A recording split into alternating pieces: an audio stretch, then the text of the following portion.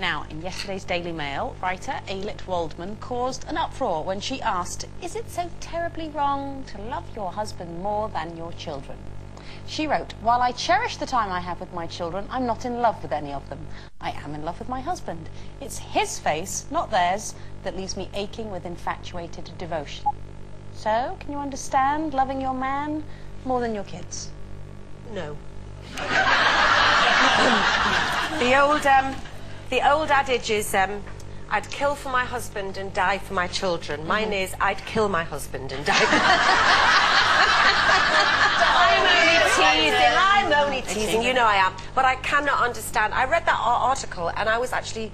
I'm quite gobsmacked by it, because she also says in it, she says that everybody sometimes has those awful morbid thoughts that we all do, and you know, the worst thing that could happen. And she said, but if I lost a child of mine, if a child was kidnapped, or if one of my children died, I feel that I would get over the death of the child. I would not get over the death of my husband.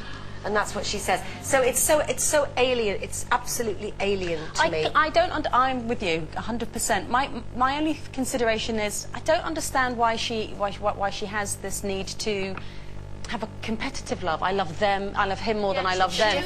To me, it's a very different love. I mean, I'm kind of in a. I understand the thinking a little bit in that. When we don't say our priority is our children, our priority is our marriage, because if our marriage is in good shape, the kids will be fine. Will be absolutely fine. I think there are sometimes occasions when people can focus too much on their kids and kind of lose each other. And then if the marriage breaks down, you've got kids coming from a broken home. So I kind of see that. But no matter how much you love your husband, and even though I take the mickey out, obviously we know that I do, but it's just that thing that you think, I'm going to lose them both.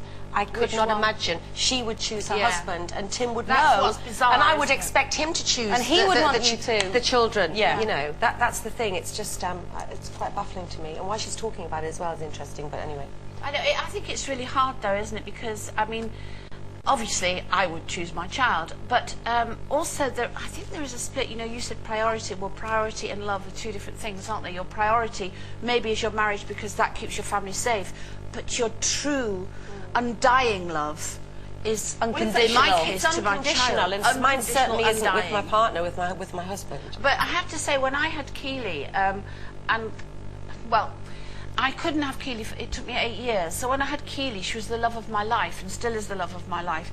And so therefore, I did do that unforgivable thing, I suppose, and forgot the man in my life. And I'm always saying to Keely, just remember, although you've got Oliver, you love Simon, and what did you have with Simon before you had Oliver? Now, I didn't. I probably am not the right person to say this because my marriage was breaking down anyway.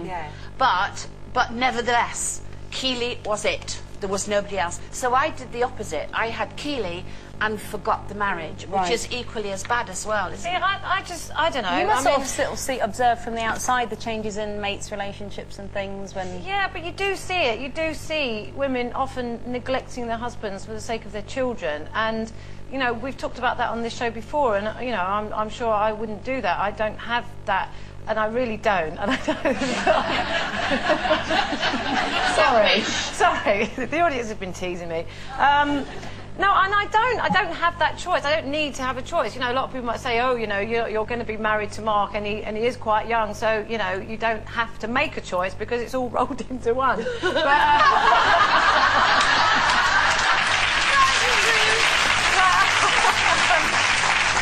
you know, I don't know what I would do in that situation, and I can't even speculate. But, yeah, I do know people who,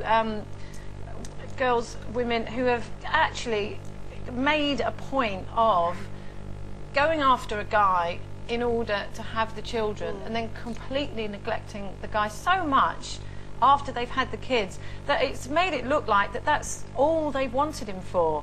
And it's almost like using him, and I find that, I don't know, I find it really sad because, you know, like you just said, I don't know why she has to choose. Why does she have to make a point of saying that? You know, what must the kids think when they read it? I mean, it's all a bit weird to me.